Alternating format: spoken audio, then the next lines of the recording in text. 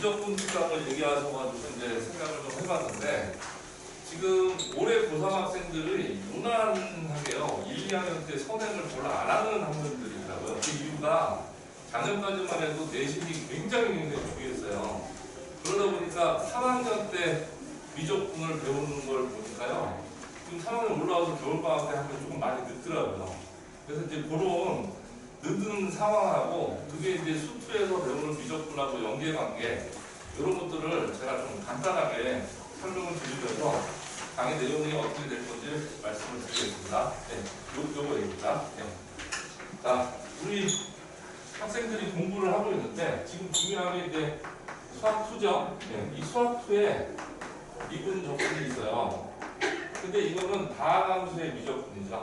다함수요. 그리고 이제 내년부터 이제 선택 과목, 우리 학생들부터 선택 미적분이 생기죠. 네, 지금 현재 미적분이에요.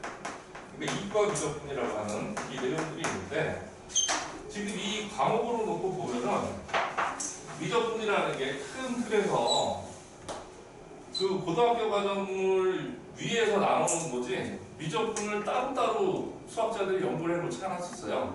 그쵸? 네. 그러니까 미분 적분을 교과 과정상으로 이렇게 나눠놨을 뿐이지, 실질적으로 연구를 하고 처음에 이제 미적분에 관련돼서 이렇게 했을 때는 여러 가지 내용들이 있었을 거예요. 그런데 이제 교과 과정상에서 이렇게 나눠놓고, 그나마도 고등학교 교정 과정 안에서는 이것만 가르쳐라, 이렇게 돼 있어요.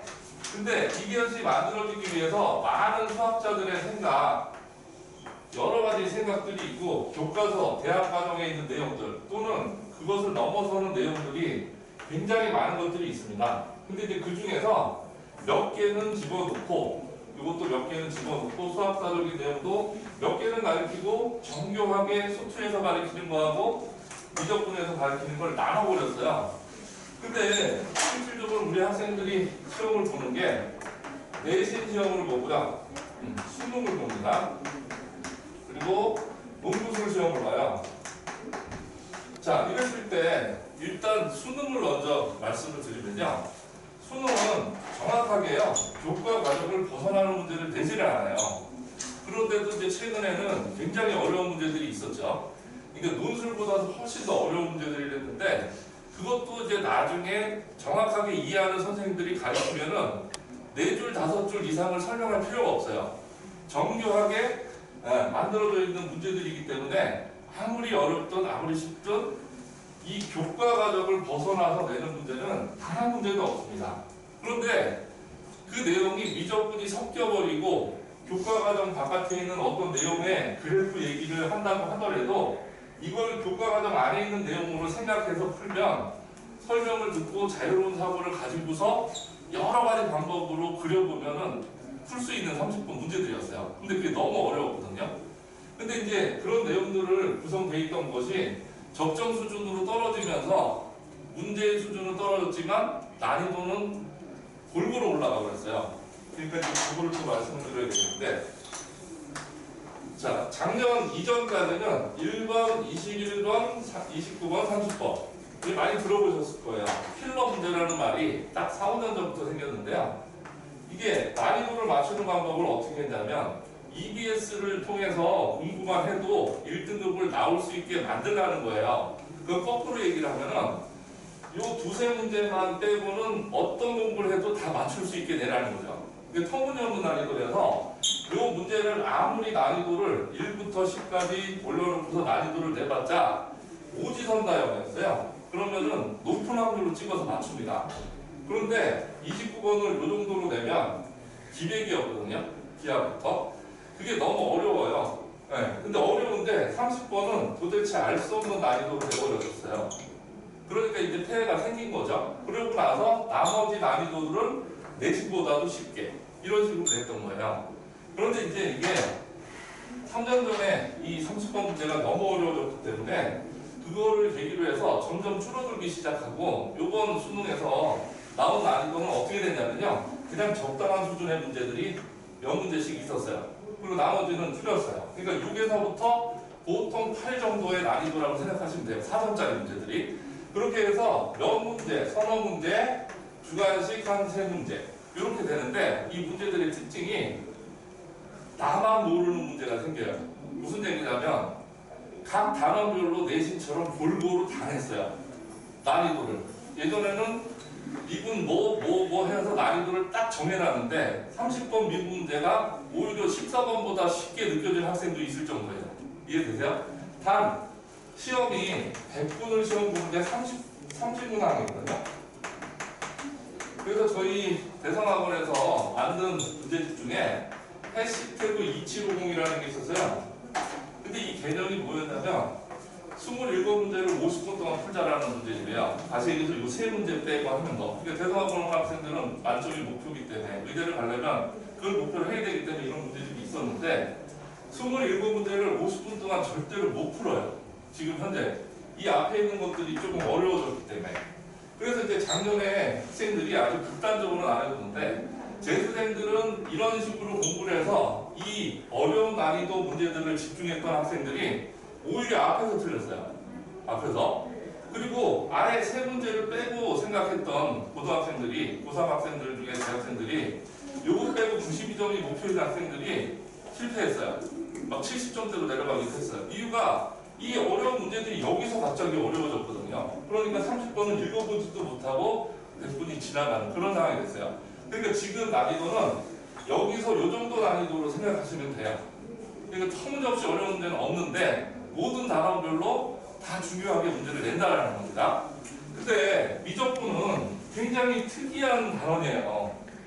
이게 수원이나 학통 이런 것들은요 충분히 여러 문제들을 풀면서 이렇게 해결할 수가 있는데 이 미적분에 관한 거는 진짜 많은 내용들을 알고 있었어야 돼요. 특히 이 교과 과정 바깥에 있는 이런 내용들을 몰라도 되냐? 그게 아니에요. 논술에서는 이 과정을 갖다 문제를 내는데 최근에는 교과 과정에 있는 제시문을 내기 시작을 했습니다. 근데 그렇다고 해가지고 이 교과서 가지고 공부만 하면 되냐? 이건 또 아니에요. 그래서 이 두 개의 차이점을 제가 말씀을 좀 드려볼게요. 예전에 이런 문제들이 있었는데 이거는 굳이 외우실 필요는 없고요. 프리스 모아달의 정리라는 게 대학교 교재에 있어요. 이게 2차 함수인데 이 2차 함수를 갖다가 자를 대고 요 길이를 똑같이 해가지고 y0, y1, y2 요 기울기 똑같이 이렇게 n-h, n+h 이렇게 해서 모든 2차 함수를 갖다가 자대고 접근하는 게 있어요. 넓이를 구하기 위해서. 그래서 인테그랄 뭐 이런 식으로 빨리 좀 쓰겠습니다. 네. 그래서 이게 공식을 또 잊어버렸네. 아마 3분의 h y0 4y1 y2 이런 식으로 되는 게 있어요. 지금 어머니들 제가 쓰는데 저 뭐라고 그러는 거야? 궁금해하실 줄 모르는데 어머니들 예전에 드라마에서 보셨을걸요? 이게 응팔에 나온 문제예요. 응팔에서 유준열 아시죠? 그 공사관에 육상가 공사. 걔가 독서실에서 앉아가지고 그 덕선이 생각하면서 막 별붙이고 막 이러실 때 실력 정석 연습 문제를 펴놓고 있었어요. 그 밑에 있었던 문제. 근데 그게 되게 중요한 거예요. 정석 연습 문제에 있다니까요. 근데 제가 말씀드린 건 어디냐면 출전이 대학 교재예요. 미적분학. 근데 정석 연습 문제는 논술 문제들 많이 있어요. 실력은. 그게 들어있는데 이 두 개의 차이점을 말씀을 드리면 두 가지입니다. 이게 무슨 얘기냐면 뭐뭐심을 보여라. 이렇게 문제를 내버리면 이걸 증명을 해야 되죠. 그렇죠? 네, 증명을 해야 됩니다. 근데 요 개수들을 갖다가 구체적으로 이 앞에 있는 개수들을 물어보는 거예요. H가 얼마고 얘를 B라고 놓고 B는 얼마냐 이렇게 물어보는 문제 두 가지가 있어요. 실제 육사에도 이런 그대로 출제한 적이 있었거든요. 그러면 어떤 차이가 있냐면 지금 이거는 직접 증명을 하라는 거예요. 그러니까 일반적으로 fx를 갖다가 px제곱 더하기 qx 더하기 r 이런 식으로 집어넣어서 복잡한 과정을 거쳐서 구체적으로 이 식이 맞는지 확인하라는 문제가 논술 문제입니다. 근데 육사에서 나온 거는 약간 수능스럽게 됐거든요. 근데 대부분 학생들이 이과에서 잘하는 학생들이 90%가 증명을 해서 풀어요. 그럼 10분 정도 걸려요. 5분에서 10분. 그러면은 아까 수능 말씀드렸는데 100분 중에 이렇게 한 문제 나왔을 때 이게 90%가 이렇게 풀어버리면 시간이 부족해지는 거죠. 아까 말씀드린 그 8문제가 다 어려우면 80분이 걸리는 거예요. 그건 말이 안 되잖아요. 근데 문과 학생들은 오히려 이 문제를 되게 쉽게 풀어요. 어떻게 푸냐면 모든 fx라고 했으니까 그냥 x제곱 집어넣고 x, 1 이런 식으로 대입을 해버려요. 2차 이하의 모든 다함수. 그래서 이게 대입을 해가지고 문제를 푸는 경우가 있는데 이 내용을 잘 보시면은 수능과 논술의 차이점이 보여요. 모든 시험은 그 보는 목표가 있거든요. 어떤 공부를 했는지를 얻고 싶은 거예요. 그래서 대학에서 논구수를 뽑는 이유는 많은 공부를 한 학생을 뽑게 한 거예요. 그러니까 별의별 걸 다 풀고 육사 같은 데서도 뽑는 문제들 이런 거 나오니까 정석 연습 문제도 많이 풀어보고 막 이런 학생들을 뽑고 싶은 거죠. 일본스러운 문제들 상관없이. 근데 이거를 수능에서 이렇게 풀면은 큰일 나는 거예요. 그렇죠? 근데 수능에서 이런 식으로 대학 과정에 있는 내용이 슬쩍 나올 때는 전부 다 귀납적으로 대입해보라고 되는 거거든요. 이게 차이점이 있어요. 그래서 이 두 가지가 증명에 의해서 답이 나오는 문제를 내는 경우는 수능에서 거의 없습니다. 무슨 얘기냐면 이 증명을 하려고 하면 일단 왜 증명을 하냐면 이런 가설을 세운 이유가 수학자의 눈이나 수학을 공부하는 학생이나 어느 정도 수학을 아는 사람의 눈에는 그게 보이는 거예요. 그 가설이 그걸 다른 말로 말씀을 드리면 찍는 거예요. 그러면 수학 시간에 그 수능 시간에 간단하게 증명에 의해서 답이 나오는 문제를 내버리면 찍어버리는 학생들이 굉장히 유리하잖아요. 그러니까 절대로 그렇게 되지 않습니다. 그래서 지금 고3 학부모님들 자녀들한테 물어보시면 요즘 수원하고 학통이 어렵다라는 말을 되게 많이 들으실 거예요. 이유가 뭐냐면요. 지금 현재 미적분이 다 안 들어간 상태에서 시험을 봤어요. 근데 그 수원하고 미적분의 특징은 전부 다 비관법을 물어보고 있는 거예요. 그냥 대입해보고 써보고 규칙 찾는 문제. 그걸 안 한 거예요, 학생들이. 근데 최근 수능이 예전 수능으로 돌아가면서 그것을 난이도를 맞추는 데 쓰는 거예요. 비관적으로 써보는 거. 그래서 이제 이 수능하고 논술하고 차이점이 이렇게 돼 있는데 더 어려운 내신은 뭐냐면요. 얘네 둘을 다 섞어버려요, 문제에서. 이해되세요? 그래서 보통 학교마다 25문항을 50분 동안 풀게 하는 문제들이 많죠. 우리 대치동 쪽의 자사고 학생들 다 보면은 이 50분 동안 푸는데 그 안에 문제들을 보면요. 이미 수능에 나왔던 문제, 굉장히 어려웠던 문제, 변형 문제 이런 것들 잔뜩 집어넣고 그 다음 논구술 쪽에서 나왔던 문제를 서답형이라고 해서 풀이과정과 그 문제를 다 집어넣어놨어요. 그러니까 어려울 수밖에 없는 거예요. 그래서 자사고 이과 내신 중에 미적분을 공부하는 게 제일 어렵습니다. 왜냐면 한 번에서 되지가 않아요, 이게. 말씀드린 대로 이미 3학년 때 나왔던 모든 것들의 간략한 버전의 변형 문제가 내신에서 다 출제되고 있는 거예요. 이게 어려워요. 그래서 선행이 많이 돼 있어야 되는데 올해 고3 학생들 중에 상당수가 미적분을 선행을 안 했어요. 게다가 이제 미적분 말고 수원하고 합성, 이쪽 부분도 다 안 돼 있고 그냥 투투밥도 안 되는 상황이라서 굉장히 불안한 학생들이 많아요. 근데 재수생들은 작년에 미적분에 관해서 굉장히 많은 것들을 공부를 했거든요. 그러니까 올해는 굉장히 가벼운 기분이에요. 굉장히. 그러니까 그 격차를 제가 고3하고 재수생을 같이 가르쳐보면 너무 심하게 차이가 나요. 근데 다행인 게 아까 말씀드린 대로 터무니없이 어려운 문제는 내지 않을 거거든요.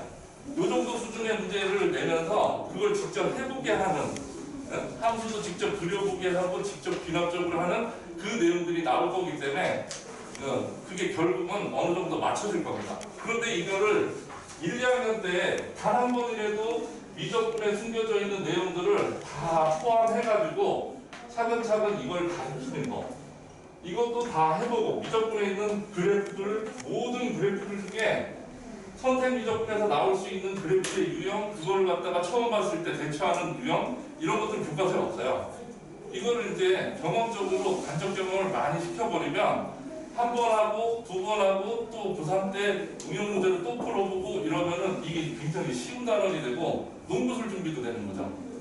이게 그렇습니다. 그래서 이제 제가 고3밖에 하지는 않지만 지금 다학 특강으로 미적분을 얘기하시길래 제 생각에도 선행으로 어차피 이렇게 혼자 공부하고 이런 것보다 이 두 가지를 같이 종합적으로 교과 과정 바깥에 있는 내용과 교과 과정을 다루는 거를 수능 기준과 기출문제나 논구술에 관한 내용들을 훑어서 최대한 간략하게 간접 경험을 빨리 가질 수 있으면 이 수학에 대한 기본 중심을 잡는 데 굉장히 도움이 될 거라고 생각을 합니다.